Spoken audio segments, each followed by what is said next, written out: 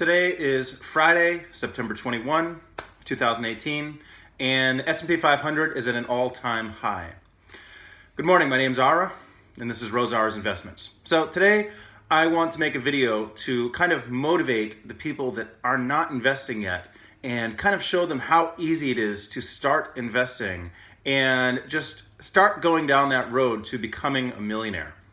So I haven't made one of these videos in about a month. I've been busy working 60 to 80 hours a week, and in my free time I've watched some Dan Lok videos, and they're very, very inspiring. And I truly believe the number one thing that you need to become a millionaire is motivation and to get started. So there's a stat that I memorized from a few years ago, and the average millionaire, do you know how much they make per year? How much money they make per year? They made $131,000 a year. So that might seem like a lot of money or a little bit of money to you, depending on what you just guessed. But one reason why it was motivating to me is because the word average implies that's the 50% level. So 50% of the millionaires in the world made less than $131,000. They made $50,000 or $100,000. So it's very motivating because most of us make less than $131,000, but most of us are not millionaires. So you don't need to make millions of dollars a year to become a millionaire. You need to have that mindset of becoming a millionaire. So I have been using two fantastic apps that are a great way to get started. The first one is called Stash, S-T-A-S-H. I have it downloaded on my iPhone. It's very easy to use. I've been playing with it. I put $200 in just to buy some stuff, and I'll be talking about that in a minute. And the second one is Robinhood. Robinhood I've had on my phone for maybe a year now, I don't know. I bought a share of Square, I bought a couple of shares of some other stuff, and I've been using it. And I'm going to talk about how to use these apps and the fees that they charge and stuff like that. But in general, the short version is they're both fantastic apps. If you ever want me to send you a link, you get $5 free if I send you the Stash link, and you get a free share of something small if I send you the Robinhood link. So they're both fantastic apps, and I downloaded them just to show new investors that it's very easy, and you don't have to be an expert in anything to start investing. The most important thing is you just start doing it. So Stash first, because that's the one I've been using the most recently. Stash, a friend sent me a link, and I got $5 of free money to invest. So I ended up buying $5 worth of Amazon. Now, if anybody isn't aware, right now, Amazon is approximately the second biggest company in the world right now, second only to Apple. And if you were to buy one share of Amazon, Amazon's about $2,000 a share, $1,900 a share. It's very, very expensive for one share. So it's intimidating for new investors to get in. So one share of Amazon is like one piece of the company. But with the Stash app, I was able to buy $5 worth of Amazon, which is like a very small portion of one share of Amazon. It's like a share of a share.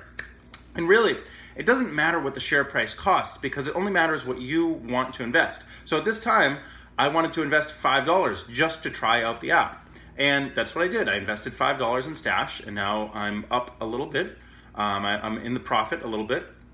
And it really doesn't matter to me. It's only $5, but it's just a way to test out the app. So since then, I've deposited about $200 in there. And I haven't even bought all the stuff yet, but I bought $5 of this, $5 of that. I bought $5 of basically everything that started with the letter A, Abbott Laboratories, Apple, Activision Blizzard, the game company, just to try it out. And the way the Stash app works is you can buy themed investments, you can buy ETFs or mutual funds, you can buy individual companies. And it really doesn't matter what you buy, but the most important thing is that you buy something and you get started. So they give you $5 for free to start. I'll put the link in the description below. And it's just very nice and easy to use. So what they're going to ask you to do is verify your email, verify your phone number. They're going to ask you to link your bank information. I personally use Bank of America. You just put in your bank sign-in and your bank password, and then your bank is linked there forever. The only thing that I would caution with the Stash app is that when you make a purchase of something like Amazon for $5, be careful of the next button you press. The first button is something like make a purchase. The second button is going to be, do you want this to be a recurring purchase, meaning over and over every week, or do you want this to be a one-time purchase? And the button for the one-time purchase is way on the bottom of the screen. It's not even like highlighted or anything. The repeated purchase is the highlighted one. So you have to be careful that you don't press that, and you just press the button on the bottom that says make a one-time purchase. And you can just make purchases whenever you want. That's what I choose to do.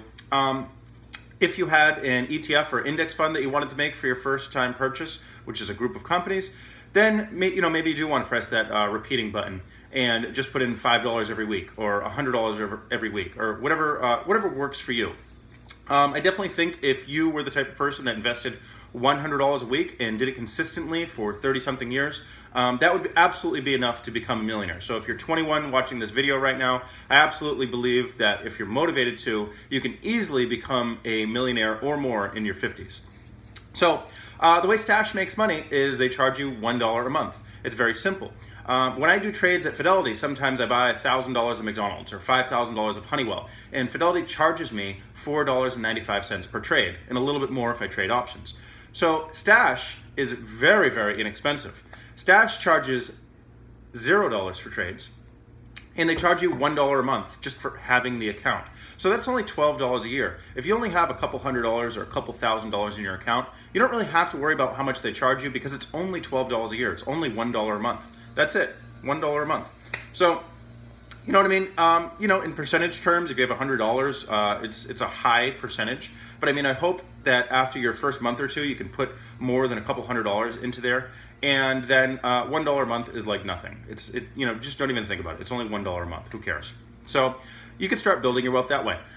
When you do get over $5,000 in your account, they start to charge you 1/4%, which at $5,000 is $12.50 a year. At $10,000, that's $25 a year. So they start to charge you more, but still the fees I think are relatively low and relatively insignificant compared to things that you buy in regular life. This hat was $14. This shirt was $25.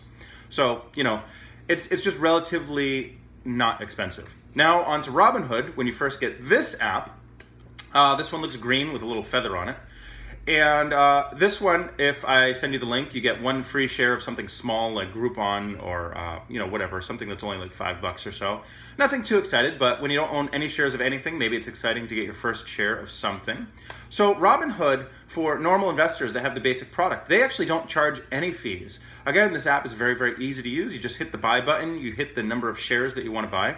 I have not bought partial shares on Robinhood. Like when I bought a share of Square, I paid like $50 for it, and now it's worth $80 or $90. And I don't believe I could buy partial shares of I don't believe I could buy partial shares of Square on the Robinhood app. I will have to look into that. Honestly, when I got the Robinhood app, it never even occurred to me to buy partial shares because usually when I buy shares, I buy 100 shares of something. So on Robinhood, I just tested out buying one share of something. And that was a new concept for me at the time.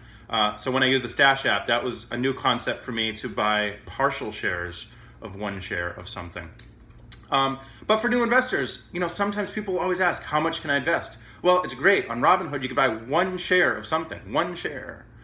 On Stash, you can buy a portion of one share. You can invest $5 or $10 or whatever you want. And there's no trading fees, so that is terrific. These apps with no trading fees. So Robinhood is fantastic because Robinhood has no fees at all if you use the basic product. They only make money on the interest of the money that you kind of leave in there. Kind of like a bank, how when you give them money for your savings account, they're using that money for investing and sending it out to mortgages and making money on your money. So that's what Robinhood's doing. And from your point of view, you're not spending any money on Robinhood. You buy the shares that you want. You buy one share of this. You buy 5 shares of that. It has some great charts. It has some news. You can actually listen to the conference calls on Robinhood, which is pretty awesome. So again, this is easy to use. When you first get the app, you will get one free share of something. I'll put the link in the description below. And I actually have been using both now, and I recommend both.